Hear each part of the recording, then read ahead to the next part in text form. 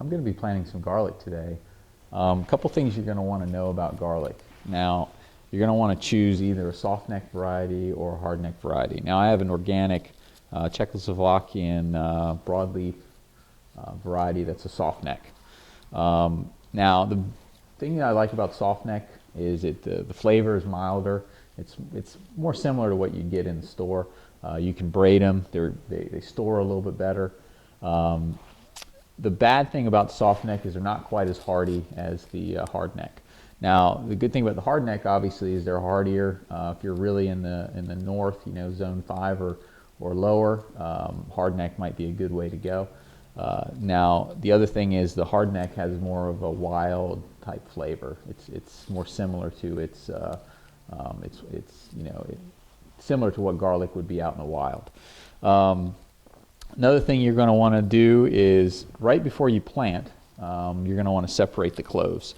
So what you'll do is this would be a clove. Now you want to keep the skin on. Now sometimes it falls off like that, and there's nothing you can do about that, but you don't want to peel the skin off. That's a protection for it for when you plant. So you just go through and separate the cloves as best you can. Some of that's just falling off. Other thing you're going to want to know is the planting time. Now here we are right now. I'm in zone 6 and it's October 11th. So sometime, depending on where you are in the country, sometime between mid-September through the end of November is usually a good time for planting garlic. Ideally, if you can plant it right after the first, light frost, that would be a good timing for garlic planting. But typically, typically any time in the fall is usually okay. So now that I've got my cloves separated, I'm going to go ahead and plant the garlic. Now, a couple things you want to know. You're going to want to plant them where the root side is down and the pointed side is up. So this side would be up, and then this side would be down. So it would sit just like this in your little hole or furrow, depending on how you want to dig. Now I'm just going to dig individual holes, and the soil is really loose because I'm going to be planting this in my fruit tree guild. So I just put the soil down, so digging's going to be really easy. So a couple things.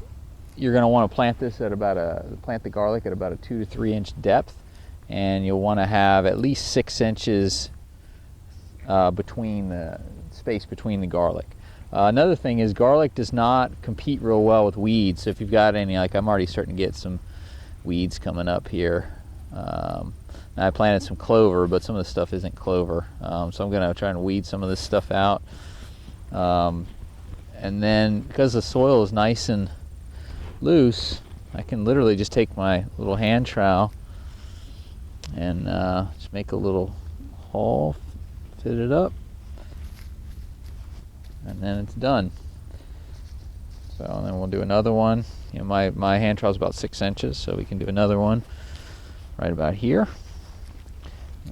Get rid of some of the weeds.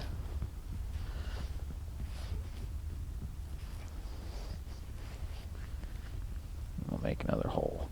Another thing about garlic is they're pretty heavy feeders, so they do like a lot of rich compost and manure, and they typically like a pH of about 6.5. So now that once you finish planting all your garlic cloves, next thing you'll want to do is you'll want to apply about 4 to 6 inches of straw on top.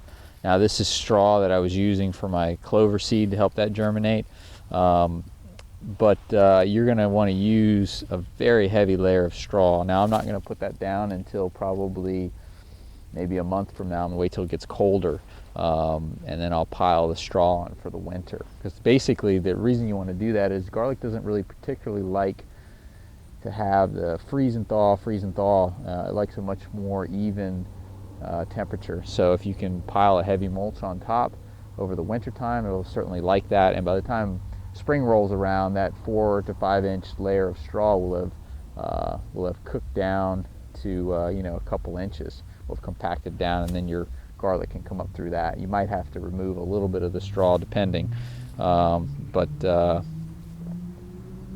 shouldn't be too much of a problem.